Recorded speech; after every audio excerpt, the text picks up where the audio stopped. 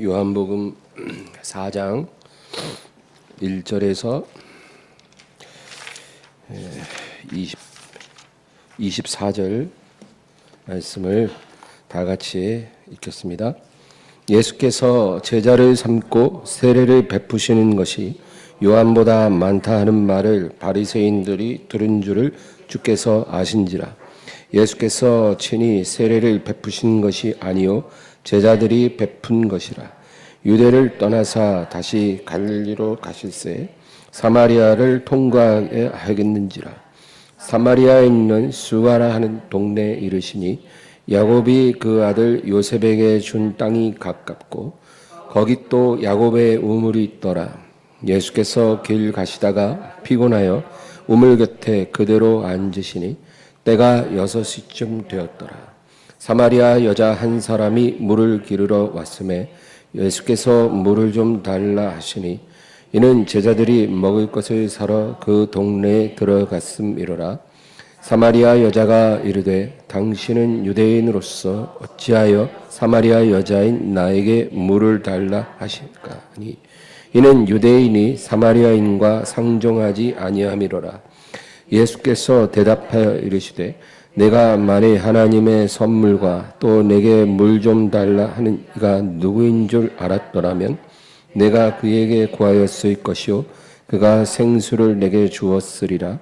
여자가 이르되 주여 물 기를 그릇도 없고 이 우물은 깊은데 어디서 당신이 그 생수를 얻겠사옵나이까.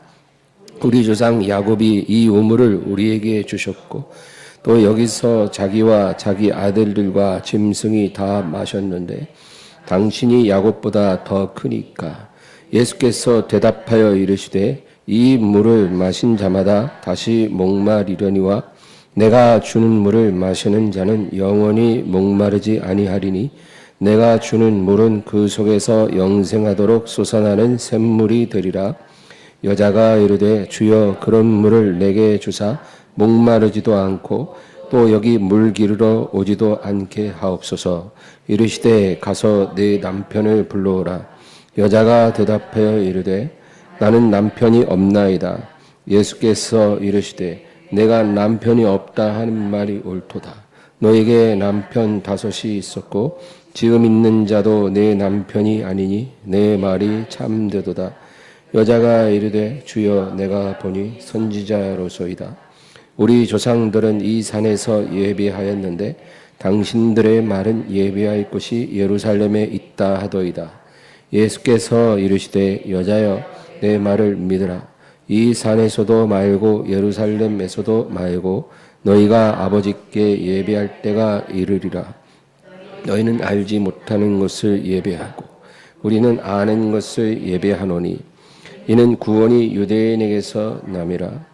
아버지께 참되게 예배하는 자들은 영과 진리로 예배할 때가 오나니 곧 이때라. 아버지께서는 자기에게 이렇게 예배하는 자들을 찾으시느니라. 하나님은 영이시니 예배하는 자가 영과 진리로 예배할지니라. 아멘. 오늘 우물물인가 샘물인가 라는 제목으로 말씀 나누겠습니다. 요한복음 3장에서는 이제 주님께서 니고데모와 대화를 하십니다. 바리새인이고 유대인의 선생이었던 이 니고데모가 예수님을 찾아와서 예수님과 대화를 할 때 예수님께서 이 거듭남의 진리를 그에게 가르쳐 주셨습니다. 근데 이제 요한복음 4장에 가서는 사마리아인 중에서도 가장 비천한 한 여자와 예수님이 또 대화를 하십니다. 그 여자와 대화에서는 예수님이 예배에 관하여 말씀하십니다. 근데 재밌는 것은 이 니고데모는 유대인 중에서 영향력이 아주 많은 사람이죠. 그가 밤중에 은밀히 예수님을 찾아와서 예수님과 1대1로 대화를 한 것입니다. 이 니고데모는 남의 눈을 의식할 수밖에 없었고 그래서 밤에 찾아왔고 또 그가 영향력 있는 사람이기 때문에 제자들이 그를 예수님께 이제 안내를 했던 것이죠. 그러나 이 수가성 여인은 이 여자가 예수님을 찾아올 일도 없거니와 또 찾아왔다 해도 만날 수 없었을 것입니다. 왜냐하면 제자들이 이 여자가 예수님을 독대할 수 있도록 허락하지 않을 것이기 때문입니다. 왜냐하면 이 여자는 많은 사람들이 손가락질하는 그런 부정한 여인이기 때문입니다. 오늘날의 기준으로 생각하면 우리가 이해가 안 되지만 예수님 당시에는 이 부정한 여자는요 갈 곳이 없었습니다.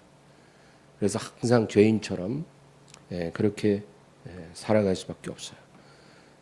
누가복음 7장에 보면 한 마을에 죄인 여자가 있는데, 그러니까 모든 마을이 이 여자를 죄인으로 이제 정죄하는 그런 여자가 예수님 뒤로 가만히 다가왔다는 거죠. 왜? 앞으로는 가까이 못 갑니다. 제자들이 못 가게 해요. 부정한 여자가 함부로 나댈 수가 없어요. 그러니까 뒤로 가만히 와서 그 발 앞에 엎드려 예수님의 발을 만지고 입을 맞추잖아요.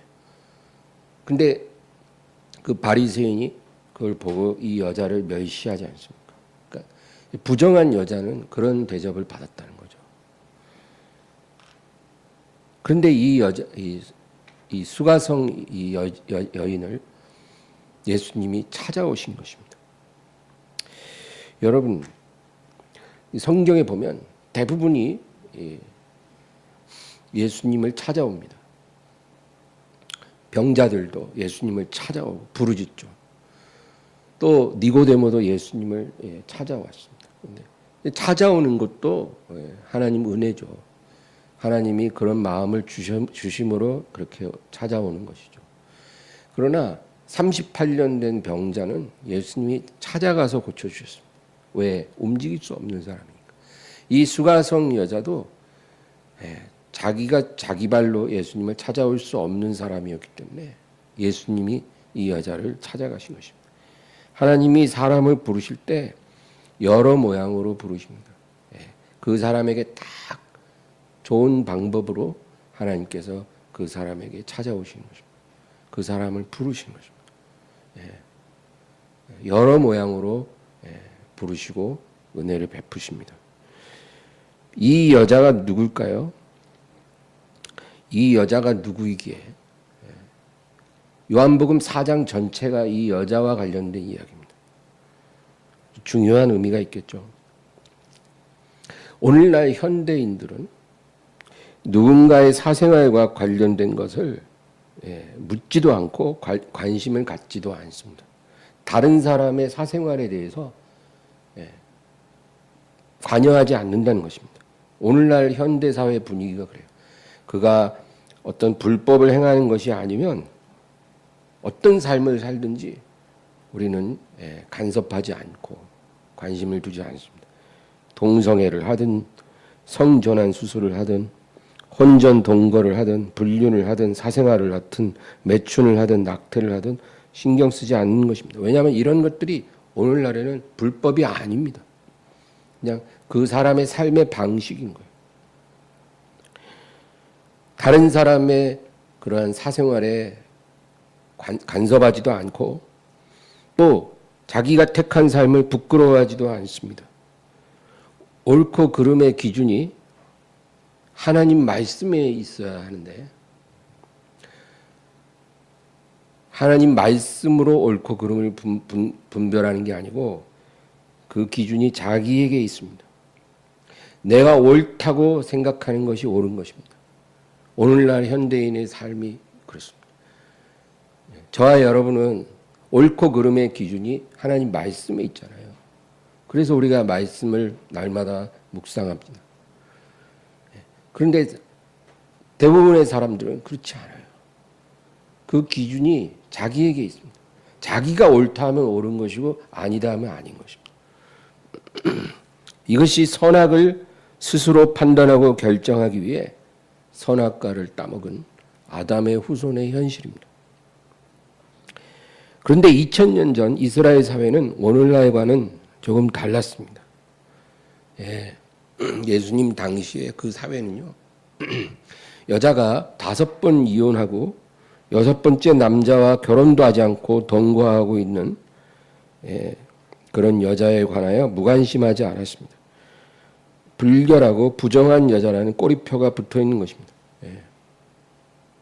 그래서 이 여자는 해질녘 선선할 때 우물가에 나오지 않습니다. 왜? 그때는 온 마을이 다 물길로 나오거든요.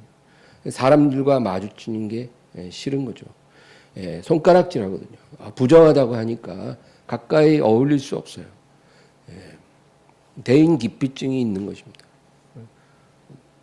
자기가 원해서 기피하는 게 아니라 사회가 그녀를 그렇게 몰아가는 거죠.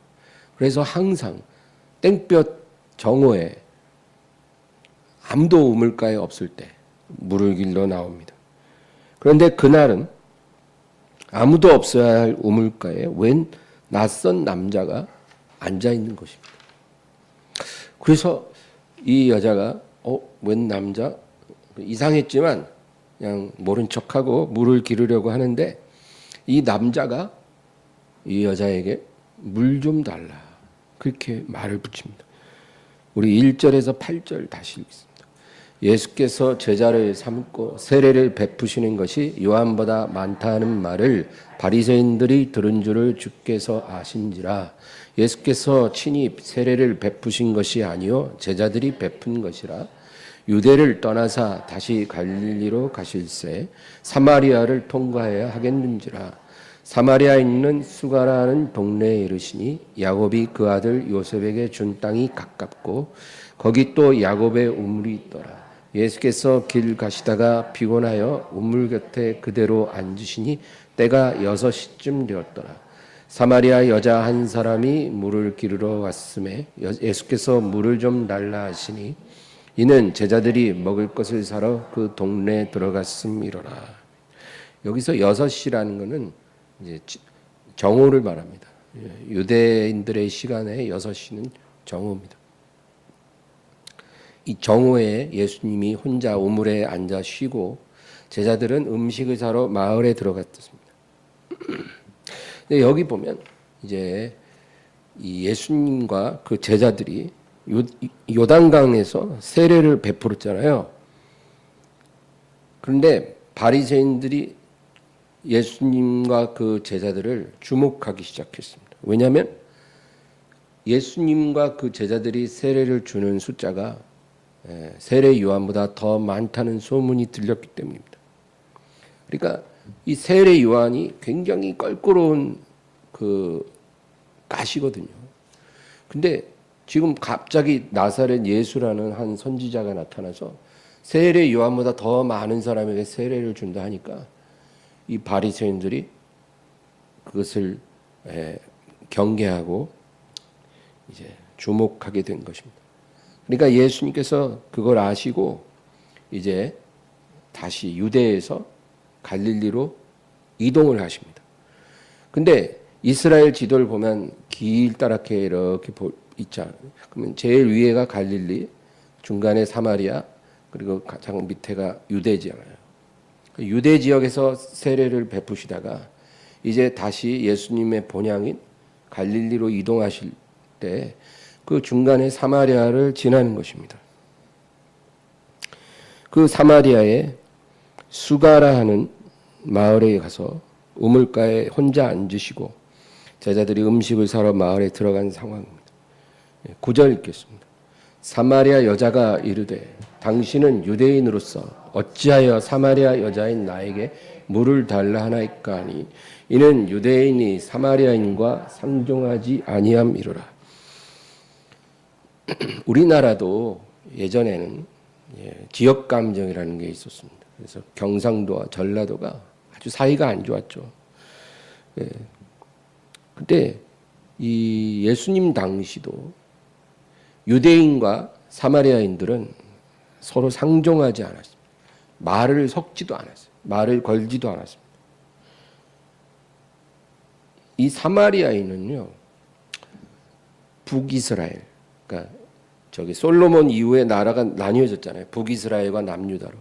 남유다는 유대 지파, 유다 지파와 베냐민 지파 두 지파가 있고, 북이스라엘은 나머지 10개 지파가 이제 있는 거죠.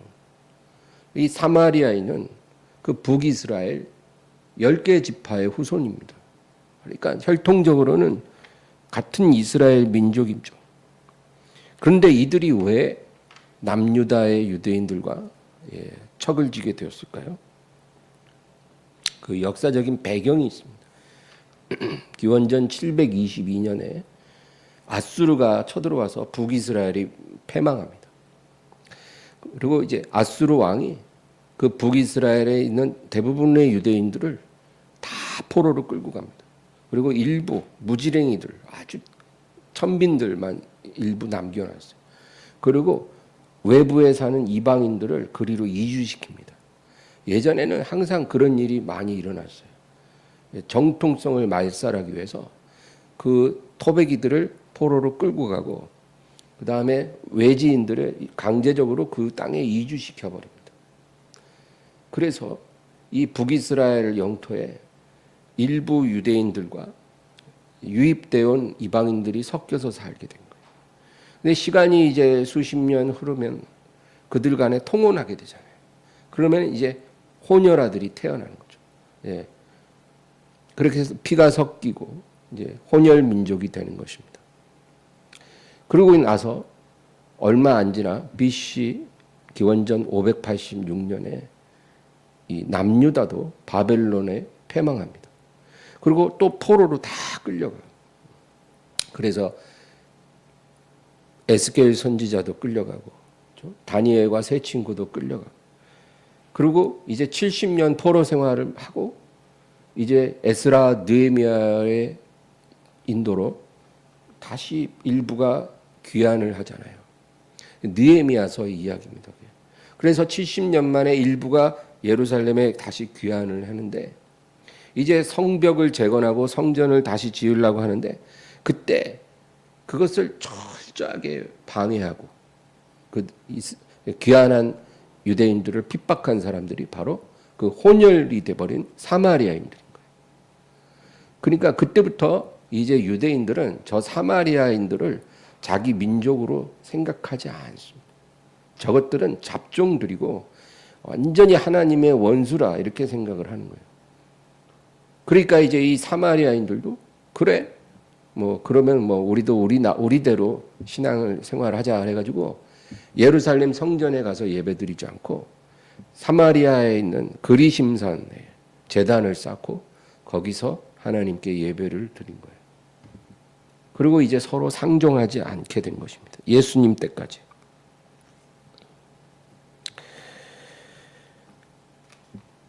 근데 예수님과 제자들은 사실 유대 지역 출신이 아니라 갈릴리 지역 출신이에요.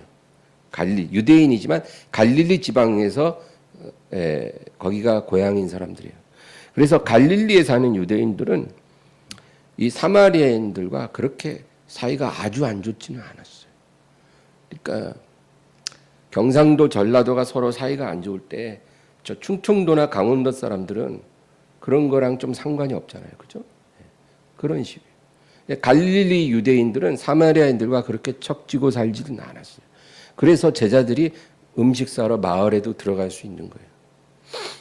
근데 이 사마리아 여자는 예수님이 가만히 앉아 계신데 딱 보고 벌써 유대에서 이렇게 지나가는 사람이라고 생각하고 유대 지역의 유대인이라고 생각한 거예요. 당신은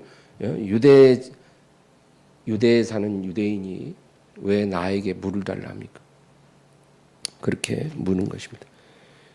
10절 읽겠습니다. 예수께서 대답하여 이르시되 내가 만일 하나님의 선물과 또 내게 물 좀 달라는 이가 누구인 줄 알았더라면 네가 그에게 구하였을 것이요 그가 생수를 내게 주었으리라. 예수님이 이 여자에게 물 좀 달라 이렇게 말씀하신 것은 정말 목말라서가 아니라 이렇게 말을 하면 이 여자가 어떻게 대답할지를 아시고 그 여자에게 말을 거신 것입니다.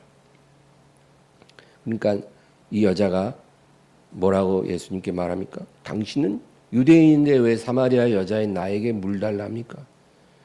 그렇게 묻는 거죠. 예상된 답이에요. 그러니까 예수님 뭐라 그래요? 네가 만일 내가 누군지 알았으면 네가 나에게 물을 달라 했을 것이고 내가 너에게 생수를 주었으리라. 그러니까 예수님 말씀은 지금 정말로 목마름을 해결할 생수가 필요한 것은 내가 아니라 너라는 거죠. 그러니까 예수님이 사람에게 말을 이렇게 시작할 때는 참 너무나 지혜로운 걸 알 수 있어요. 11절 12절 여자가 이르되 주여 물그를 기력도 없고 이 문은 깊은데 어디서 당신이 그 생수를 얻겠사옵나이까. 우리 조상 야곱이 이 우물을 우리에게 주셨고 또 여기서 자기와 자기 아들들과 짐승이 다 마셨는데 당신이 야곱보다 더 크니까. 이 여자의 대답을 보면 3장의 그 니고데모와 똑같은 수준입니다. 그 니고데모에게 예수님이 사람이 거듭나지 않으면 하나님 나라에 들어갈 수 없느니라 그러시니까 니고데모가 뭐라 그래요? 주여 어떻게 사람이 모태에 또 들어갔다가 나옵니까? 이런 대답을 하잖아요. 그러니까 예수님은 영적으로 말씀하시는데 듣는 사람은 그것을 육적으로 이해합니다. 그러니까 이 여자도 비슷해요. 아니, 당신은 지금 물기를 그릇도 없는 분이 어떻게 나에게 생수를 줄 수 있다는 말입니까? 그러니까 여자는 기가 막힌 거예요. 또 이상한 또 정신병자가 헛소리를 하는구나. 겨울에 난방비 낼 돈도 없으면서 집 사준다는 사람이 있으면 얼마나 한심합니까? 그렇게 보이는 거예요. 이 여자가 볼 때. 그리고 이 우물은 우리 조상 야곱이 우리에게 준 것이고 수천 년 동안 조상 대대로 이 우물에서 우리가 물을 마셨는데 당신이 이 우물보다 더 좋은 우물이라도 우리에게 줄 수 있다는 말입니까? 당신이 우리 조상 야곱보다 위대합니까? 이렇게 묻는 거예요. 그러니까 여자가요, 굉장히 당당하고 말도 잘하는 여자예요. 예, 성격이 내성적인 여자가 아니에요. 굉장히 뭐랄까 도전적으로 말을 합니다. 수천 년간 우리가 이 우물에서 물을 마셨는데 이 우물은 우리 조상 야곱이 우리에게 주신 우물인데 지금 당신이 하는 말은 이 우물보다 더 좋은 우물을 줄 수 있다는 말인 것 같은데 당신이 정말 우리 조상 야곱보다 위대합니까? 예수님은 지금 영적인 생수를 말씀하시는 거거든요. 근데 이 여자는 지금 육적인 생수를 생각하고 있는 거예요. 이게 문제예요. 오늘날에도 이런 일이 많이 일어나고 있습니다. 하나님은 우리에게 영적인 축복을 주려고 하시는데 우리는 물질적인 축복을 기대하고 세상적인 성공을 바랍니다. 하나님이 우리에게 주려고 하는 것과 우리가 기대하고 구하는 게 서로 엇갈려요. 하나님은 영적인 차원을 말씀하시고 우리는 육적인 것을 바랍니다. 고린도전서 2장 12절 우리가 세상의 영을 받지 아니하고 오직 하나님으로부터 온 영을 받았으니 이는 우리로 하여금 하나님께서 우리에게 은혜로 주신 것들을 알게 하려 하심이라. 세상의 영을 받은 자들은 믿지 않는 자들이죠. 그러나 믿는 우리는 하나님으로부터 온 영을 받은 자들입니다. 하나님으로부터 온 영을 받은 사람은 하나님이 은혜로 주신 것이 무엇인지를 깨닫습니다. 이 중요한 겁니다. 우리가 하나님의 영을 받지 않으면요, 하나님이 무엇을 주셨는지 깨달을 수 없습니다. 내게 어떤 사랑을 주셨는지, 내게 어떤 축복을 주셨는지 알지 못합니다. 그러나 성령을 받은 사람은 그거를 알게 됩니다. 내게 어떤 사랑, 어떤 은혜, 어떤 축복을 내게 주셨는지. 그게 깨달아져요. 감사를 억지로 하는 게 아니라 진심으로 하죠. 예배를 의무로 드리는 게 아니라 자원해서 드립니다. 왜? 내가 무엇을 받았는지 아니까. 이게 하나님으로부터 온 영을 받은 사람의 특징입니다. 그러니까 하나님의 영을 받지도 않은 사람에게 예배 드려, 예배 안 드리면 안 돼, 이런 말을 하는 거는 참 무리예요. 그건 아무 의미가 없어요. 효과가 없습니다. 하나님의 영으로 거듭나야 내가 뭘 받았는지 알고, 그리고 자원해서 예배드리고 자원해서 예물 드리고 자원해서 봉사하고 내 삶을 드릴 수가 있는 것입니다. 그 밑에 14절, 육에 속한 사람은 하나님의 성령의 일들을 받지 아니하나니 이는 그것들이 그에게는 어리석게 보이며 또 그는 그것들을 알 수도 없나니 그러한 일은 영적으로 분별되기 때문이라. 육에 속했다는 건 뭐예요? 거듭나지 않은 사람을 말합니다. 이 거듭나지 않은 사람은 영적인 것들을 이해할 수가 없습니다. 영적인 복이 이 세상의 복보다 훨씬 더 좋다는 것을 이해하지 못합니다. 그러나 성령으로 거듭난 사람은 무엇이 좋은 것인지 분별할 수 있다, 그 얘기입니다. 영적으로 거듭난 사람만이 영적인 것을 분별합니다. 오늘 본문 다시 돌아가서 요한복음 4장 13, 14절. 예수께서 대답하여 이르시되 이 물을 먹을 때마다 다시 목마르려니와 내가 주는 물을 마시는 자는 영원히 목마르지 아니하리니 내가 주는 물은 그 속에서 영생하도록 솟아나는 샘물이 되리라. 예수님이 이 여자에게 하는 말씀이 뭐냐면, 네가 지금 날마다 이 우물가에 와서 힘들게 길어올리는 이 우물물은 진정으로 너를 만족시킬 수 없는 물이라는 거예요. 이것은 아무리 길어도 계속 고갈되고 목말라져서 끝없이 길어올릴 수밖에 없는 그런 물이라는 것입니다. 그러나 내가 너에게 주는 물은 이렇게 밖에서 우물에서 길어올리는 물이 아니고 네 안에서 영생하도록 솟아나는 샘물이 될 것이라는 것입니다. 여러분, 지금 예수님은 우물물과 샘물에 대해서 이야기를 하고 계십니다. 물이라고 해서 같은 물이 아니라는 거예요. 같은 물이지만 다릅니다. 우물물과 샘물이 있다는 거예요. 우물물은요, 땅을 사람이 팝니다. 땅을 사람이 파서 그 땅 속에서 지하수를 길어 올리는 것입니다. 그러니까 사람이 자기 노력으로 파서 힘겹게 길어 올려서 마실 수 있는 물, 그게 우물물이죠. 사람이 노력해서 길어 올리는 행복을 의미하는 것입니다. 누구나 행복하기 원하잖아요. 또 행복하기 위해서 노력합니다. 그렇게 자기가 노력해서 길어 올리는 행복이 있다는 거예요. 이게 바로 세상 사람들이 추구하는 행복이고, 이 여자가 날마다 정오가 되면 양동이 들고 나와서 길어가던 그 물입니다. 그런데 이 행복은 오래가지 않고 금방 목말라진다는 거예요. 사람이 힘겹게 만들어내는, 길어 올리는 행복은 그 순간은 잠깐 행복할 수는 있지만 금방 고갈되고 금방 사라지는 거예요. 어제 행복했는데 오늘 목마르고 오늘 답답하고 오늘 불행해요. 이런 행복이라는 거예요. 이게 우리가 이제까지 하나님 없이 살 때 맛본 행복입니다. 예. 어떤 그 헐리우드의 유명한 남자 배우가 그런 인터뷰한 게 제가 아직도 기억이 나요. 그 코미디언으로 유명한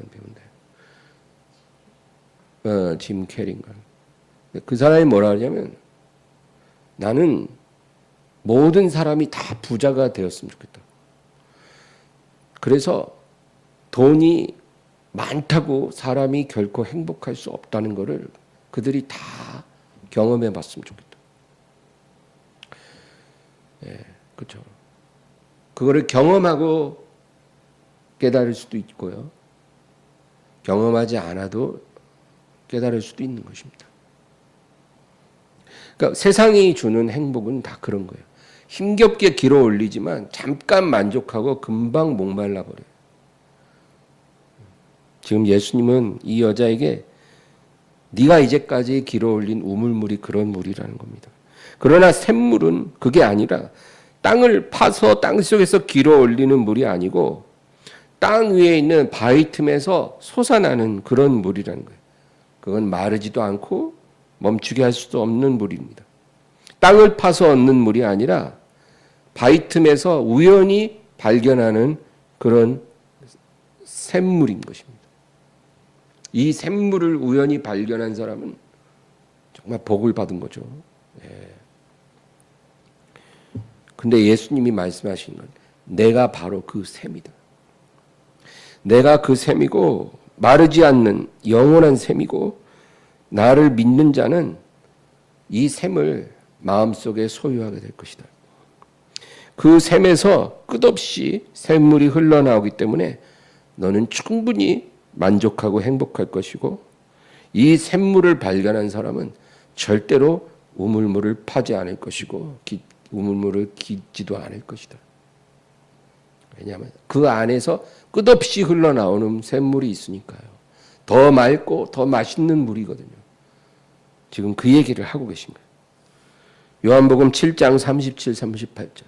명절 끝날 곧 큰 날에 예수께서 서서 외쳐 이르시되 누구든지 목마르거든 내게로 와서 마시라. 나를 믿는 자는 성경의 이름과 같이 그 배에서 생수의 강이 흘러나오리라 하시니. 예수님 같은 말씀이에요. 목마르거든 내게로 와서 마시라. 나를 믿으면 그 안에 영원한 생명의 샘이 들어갈 것이고 그 샘에서 나오는 샘물이 그 배에서 강처럼 흘러나올 것이다. 그 사람을 만족시킬 뿐 아니라 그로부터 다른 사람에게로 흘러간다는 겁니다. 나를 온전히 믿으면 너희는 그런 행복을 경험하게 될 것이다. 그런데 이 여자는 뭐라고 말할까요? 다시 본문 15절 가겠습니다. 여자가 이르되 주여 그런 물을 내게 주사 목마르지도 않고 또 여기 물 기르러 오지도 않게 하옵소서.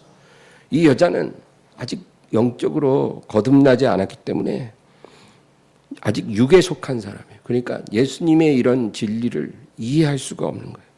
그래서 이 물이 영적인 어떤 성령으로 임하는 물이 아니라 그냥 육적인 물, 나의 육적인 갈망을 만족시켜 줄 수 있는 그런 물, 내가 매일 정오에 물 길러 와서 떠가는 그런 물로 생각하는 거예요. 그런 물이 있으면 내게 주사 목마르지도 않고 여기 물 길러 오지도 않게 하옵소서. 그러니까 여자는 예수님을 말을 이해 못하고 육적인 물을 달라는 거예요. 그런 물 좀 주세요. 내가 목마를 일 없게 해주세요. 물 길러 오지 않게 해주세요. 근데 예수님은 이 여자가 원하는 육적인 생수를 주시지 않고 갑자기 가서 네 남편을 불러오라. 그렇게 말씀하십니다. 16절에서 18절. 이르시되 가서 네 남편을 불러오라. 여자가 대답하여 이르되 나는 남편이 없나이다. 예수께서 이르시되 내가 남편이 없다 하는 말이 옳도다. 너에게 남편 5이 있었고 지금 있는 자도 내 남편이 아니니 내 말이 참되도다. 지금 여자가 자기의 육적인 이 갈증을 해결해 줄 수 있는 물을 내게 달라 그러는데 예수님이 난데없이 뜬금없이 너의 남편을 불러오라. 내 남편 없습니다. 이것도 이 여자가 무슨 대답을 할 줄 아시고 예수님이 말하신 거예요. 네 남편 불러오라 그러면 이런 대답을 하죠. 나는 남편 없습니다. 남편이면 지긋지긋합니다. 전 남편 없어요. 앞으로도 없을 거예요. 그러니까 예수님 뭐라 그래요? 네 말이 맞다. 너에게 남편 5이 있었지만 5번 이혼했고 지금 같이 사는 남자는 네 남편이 아니니 남편 없다는 네 말이 맞다. 지금 목마르지 않는 물을 달라는 여자에게 예수님은 갑자기 화제를 돌려서 이 여자의 가장 아픈 부분, 가장 부끄러운 과거를 이렇게 드러내시는 겁니다. 하나님이 일하시는 방식이 있습니다. 왜 예수님이 이렇게 말씀하셨을까요? 영원히 목마르지 않는 샘물을 마시려면 예수님을 믿어야죠. 그렇죠? 예수님이 그런 샘이라 그랬습니까? 예수님을 믿어야 예수님이 들어오셔서 영원히 마르지 않는 샘이 되시고 우리가 그 영적인 샘물을 충분히 마실 수가 있는 거잖아요. 그러면 예수님을 믿어야 되는데 예수님을 믿으려면 자기가 죄인임을 깨달아야만 믿을 수가 있는 거예요. 예, 이게 중요한 거예요. 자기가 죄인이라는 것을 깨닫지 않고 예수를 믿는 것은 그건 예수님을 믿는 게 아닙니다. 자기가 정말 죄인이라는 게 깨달아져서 주님 앞에 엎드려 통곡해 보지 않고 주님의 용서와 긍휼을 구해 보지 않고 그리고 그냥 교회 와서 예배드리고 가는 사람들이 되게 많아요. 그는 예수님을 믿는 게 아닙니다. 그냥 교회를 다니는 것입니다. 내가 이 죄인이기 때문에 예수님이 필요한 거예요. 예수님이 이 세상에 놀러 온 게 아니거든요. 예수님이 십자가에 죽으러 오신 거잖아요. 왜 죽으셨어요? 내 죄 때문에 죽었잖아요. 그러니까 예수님이 나와 관련이 있으려면 내가 죄인이어야 하고 이 죄를 용서받고 구원받기 위해서 예수님을 믿는 거예요. 그게 목적이 아니고 예수님을 믿을 이유가 없는 거죠. 예수님을 믿고 그 영원한 샘을 가지려면 내가 죄인인 것을 깨달아야 되는 거예요. 누가복음 5장 31, 32. 예수께서 대답하여 이르시되 건강한 자에게는 의사가 쓸데없고 병든 자에게라야 쓸데있나니 내가 의인을 부르러 온 것이 아니요 죄인을 불러 회개시키러 왔노라. 그러니까 예수님은 이 어리석은 여자, 아직 거듭나지 않은 육에 속한 여자가 예수님을 믿고 영원한 샘을 소유해서 참된 행복을 얻기를 원하신 거예요. 그러면 예수님을 믿기 위해서는 자기가 죄인이라는 게 깨달아져야 되잖아요. 그러니까 예수님이 네 남편을 불러오라 이렇게 말해서 결국 예수님이 이제 그래 맞아. 너 남편 5이 있었고 지금 다 이혼했고 지금 동거하는 남자는 네 남편이 아니니 네가 하는 말이 맞다. 너는 남편이 없는 여자다. 이렇게 그 여자의 아픈 부분을 건드림으로 자기가 죄인이라는 것을 깨달을 수 있도록 하시는 거예요. 예수님이 사람의 이런 아픈 부분을 건드리는 것은 그 사람을 정죄하는 것이 아니고 죄인임을 깨달아야 용서를 구하게 되고 예수님이 필요하기 때문입니다. 네. 이게 하나님이 일하시는 방식이에요. 그래서 예수님을 믿기 위해서는 내가 죄인인 것을 깨달아야 하는데 어떻게 깨닫습니까? 성령과 말씀이 검처럼 들어가 확 박혀야 그 단단한 껍질이 깨지고 자기가 통회자복하는 거죠. 그래서 말씀의 검이 아프게 찔러 들어오는 게 은혜입니다. 그래야 예수님이 필요한 거예요. 하나님의 긍휼이 필요한 거예요. 하나님의 구원이 필요한 거예요. 그래서 예수님을 부르게 되고 구원을 받고 영원한 샘을 소유하게 되는 것입니다. 근데 여기서 우리가 주목할 것은 남녀가 같이 산다고 부부가 될 수는 없다는 것을 예수님은 분명히 말씀하십니다. 오늘날에는 남녀가 동거를 오래 하면 그거를 사실혼이라고 말합니다. 사실혼이라고 해서 결혼한 것처럼 인정을 해주는 것입니다. 그러나 이것은 세상 기준입니다. 하나님의 기준은 남녀가 동거를 20년을 해도 부부가 아니라는 것입니다. 20년 동거해도 부부일 수 없어요. 그거는 그냥 혼전 동거가 길게 지속되는 것입니다. 부부가 되려면 동거가 부부의 조건이 아니고요. 결혼식을 해야 합니다. 결혼식을 해야 정식으로 부부가 되는 것입니다. 결혼식이라는 것은 하나님과 부모, 형제, 친구들 앞에서 공개적으로 우리가 부부가 됐다는 걸 서약을 하고 그 다음에 혼인잔치를 베풀므로 성립이 되는 것입니다. 이것을 반드시 해야 합니다. 그래서 부부가 되는 겁니다. 예수님이 가나의 혼인잔치 가셨잖아요. 그렇게 그 정식으로 부부가 성립이 되고 이제 혼인잔치를 이제 하는 현장에 예수님이 가셨다가 포도주가 떨어진 거 아시고 그 포도주를 만들어 주시고 그 혼인식을 축복해 주신 것입니다. 그런데 예수님은 이 여자가 지금 남자와 동거하고 있는 걸 아시지만 부부로 인정 안 하십니다. 요즘 그리스도인들도 동거하는 남녀가 많이 있습니다.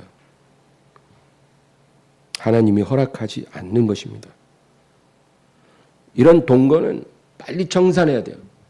회개하고 청산하든지 아니면 정식으로 결혼해서 부부가 되든지 둘 중 하나입니다. 예수 믿는다고 하면서 그렇게 동거하는 것은 하나님이 기뻐하지 않습니다. 그렇게 동거하면서도 주여 주여 하고 하나님이 왜 내 기도를 안 들어주시냐고 난 너무 괴롭다고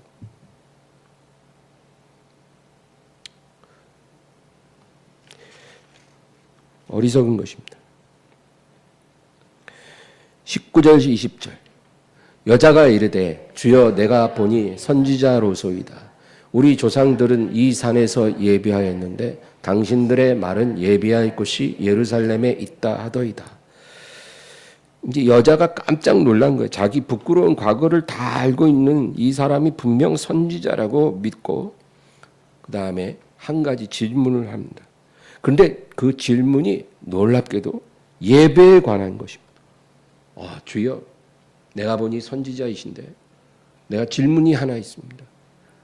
당신들 유대인들은 예배하는 장소가 예루살렘에만 있다 그러고 우리 사마리아인들은 여기 그리심산에 있는 제단에서 하나님을 예배한다고 하는데 어디서 드리는 예배가 하나님이 받으시는 예배입니까? 내가 그게 궁금합니다. 어디입니까? 어디 가야 합니까? 저는 이 부분이 예수님이 이 여자를 찾아가시고 대화를 하신 이유라고 생각합니다. 이 여자는 겉으로 볼 때는 너무나 방종한 삶을 살고 있고 영적인 것은 조금도 관심이 없어 보이는데 그렇지가 않다는 것입니다. 사람들이 볼 때는 그냥 죄 가운데 살아가는 타락한 사람인데 이 주님 보실 때 그 여자의 중심에 뭔가가 있다는 겁니다. 당시 대부분의 사람들은 선지자를 우연히 만나게 되거나 아니면 일부러 선지자를 찾아가면 자기 삶의 중요한 고민과 문제를 어떻게 해결할 수 있는지를 물어봅니다. 그게 이스라엘 사람들의 문화예요. 선지자가 있다 그러면 그 선지자에게 예물을 준비해서 찾아가서 문제를 어떻게 해결할 수 있는지를 물어봅니다. 그래서 기스의 아들 사울이 그 아버지가 잃어버린 암나기들을 찾기 위해서 돌아다니잖아요. 사환 한 명하고. 근데 이 사환이 뭐라 그래요? 이 근처에 사무엘 선지자가 살고 있는데 라마라는 곳이죠. 거기에 가서 우리 그 선지자에게 그 잃은 암나기를 어디서 찾을 수 있는지 물어보십시다. 그리고 이제 찾아가는 거다. 그러니까 선지자에게 그런 거 물어보는 게 이제 일상적인 것이에요. 그러니까 이 여자도 예수님이 자기 앞에 있는 남자가 선지자라는 걸 딱 깨닫는 순간 뭘 물어봤을 것 같으세요? 아, 이제 보니 선지자시네요. 그러면 제가 뭐 하나 좀 여쭤봐도 됩니까? 제가 제 친구한테 빌려주고 지금까지 못 받는 돈 2천만 원, 그거 언제 받을 수 있는지 좀 알려주세요. 아주 제가 그 돈 못 받아서 지금 제 삶이 지옥 같습니다. 좀 알려주세요. 나랑 동거하는 남자가 언제쯤 나가서 돈을 벌어올까요?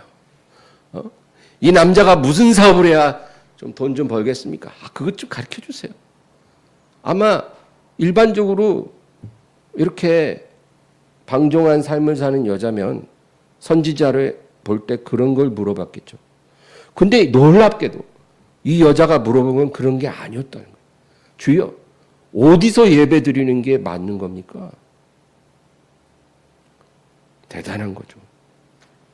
이 여자의 중심을 아시고 주님이 이 여자를 찾아가신 겁니다. 그리고 오늘 이 위대한 예배에 관한 진리를 이 여자에게 가르치시고 우리에게도 말씀해 주시는 거죠.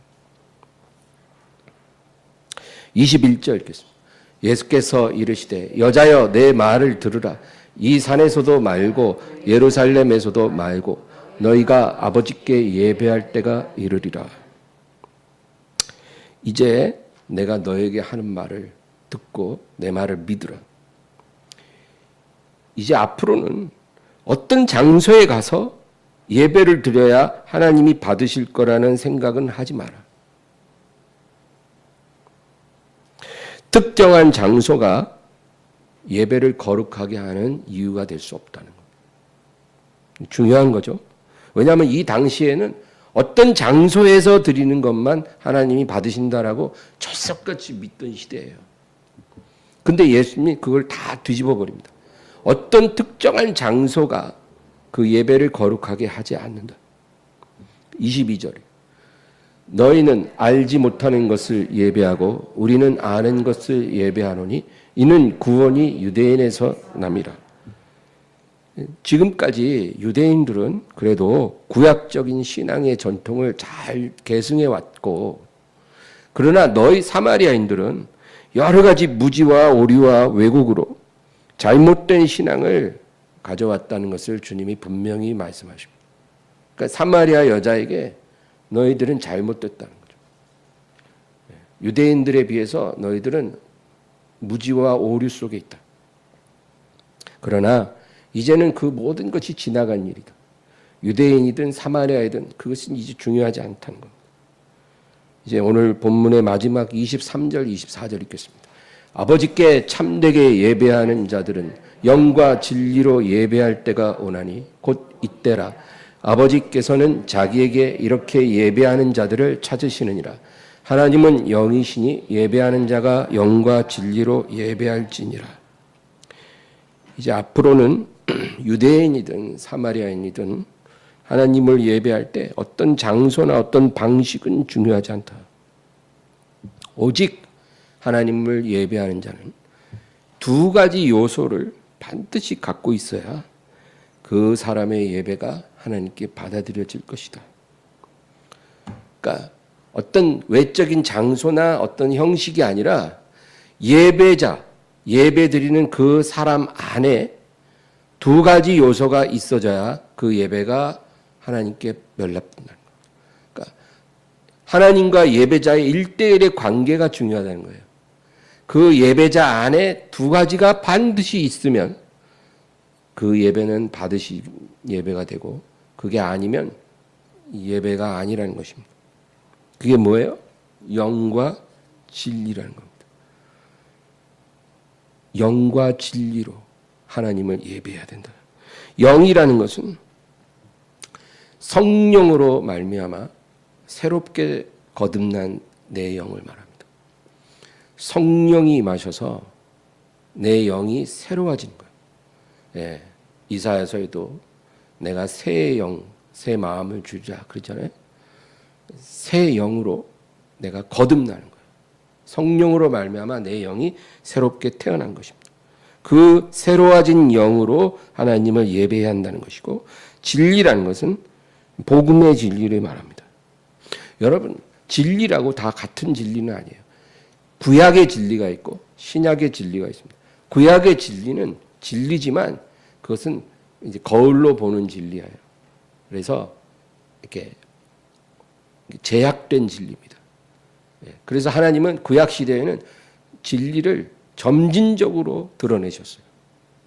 그러다가 예수님이 오셔서 십자가에 죽으시고 부활하심으로 인해서 온전한 진리가 확실하게 드러난 것입니다.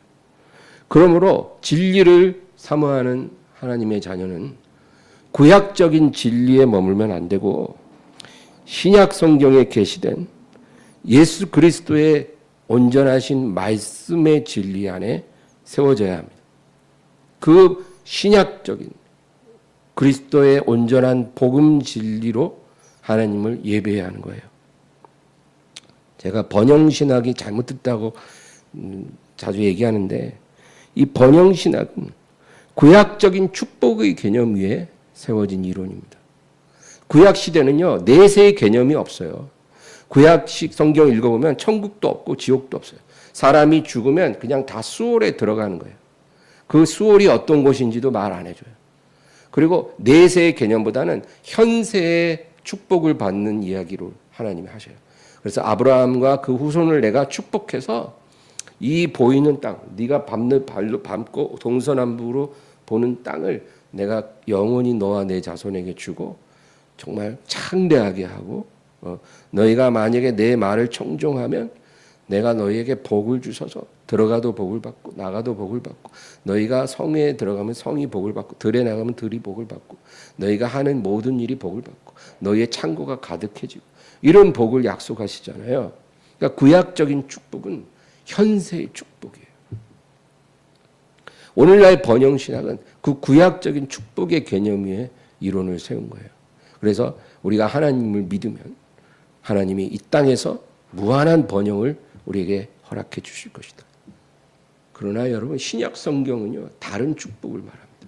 신약 성경은 하나님께서 우리를 위해서 예비하신 것은 너희가 눈으로도 보지 못하고 귀로도 듣지 못하고 마음으로도 생각하지 못한 놀라운 것이다. 그 축복이 너희에게 약속되었고 상속될 것이다. 언제? 하나님의 아들이 다시 오실 때 내 이름을 배반하지 않고 인내의 말씀을 끝까지 지키고 기다린 너희에게 이 모든 것을 줄 것이다. 그게 신약적인 축복이에요. 그래서 신약의 성도들은 구약의 축복 개념 위에 살면 안 되고 신약이 약속하는 그 축복, 하나님 나라의 영광을 바라봅니다.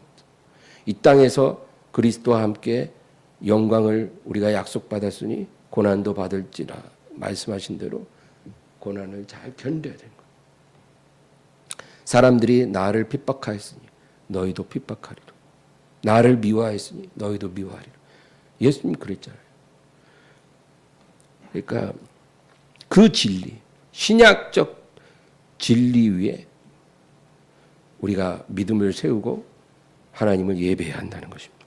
이 영과 진리는 분리될 수 없습니다. 우리 영이 새로워지면 진리가 깨달아지는 것이고 진리를 깨달을수록 우리 영은 점점 더 새로워집니다. 우리가 이렇게 새로워진 영으로 그리스도의 복음의 진리로 예배드릴 때 하나님이 그 예배를 받으신다. 이게 너무나 단순하잖아요. 아유 시시하네. 뭐 예배가 뭐 특별한 거 있나 했더니 뭐 영과 진리로 예배드리라는데 뭐 그냥 너무나 단순하네요. 여러분 이게 단순한 거지만 이 단순한 두 가지가 결핍된 예배가 너무 많습니다. 그러므로 교회는 여러 가지 의식이나 행사로 예배를 화려하게 치장할 필요가 전혀 없습니다. 많은 의식, 캐톨릭이 아주 그냥 끝내주죠. 이 의식으로 그냥 거기는 완전히 모든 것을 다 이룹니다. 그 의식, 어떤 많은 행사, 그런 것은 사람을 기쁘게 할 수는 있어도 영이신 하나님을 예배하는 데는 아무 의미가 없습니다. 하나님은 영이시니 예배하는 자는 오직 영과 진리로 예배를 해야지 다른 거는 의미가 없다는 것입니다. 여러분 북한에 무슨 화면을 보면 그 큰 경기장에서 수만 명이 일사불란한 마스 게임을 하죠. 그래서 그 수만 명이 얼마나 연습을 했는데 철저하게 착착 일사불란하게 움직여갖고 위대하신 수령님 뭐 어쩌고 저쩌고 착착착 글씨 나오잖아요. 그러면 그거 보고 그 독재자는 얼마나 기분이 좋겠어요. 이야, 멋있다, 기분 좋다. 그 다 육적인 거예요. 그렇죠? 그 사람들 머릿속에 마음속에 뭐가 있는지 그건 중요하지 않아요. 그들이 일사불란하게 움직이는 게 중요한 거예요. 근데 우리가 만약에 하나님 앞에 이런 거를 해드리면 하나님 좋아하실까요? 하나님 그런 거 기뻐하지 않는다는 거예요.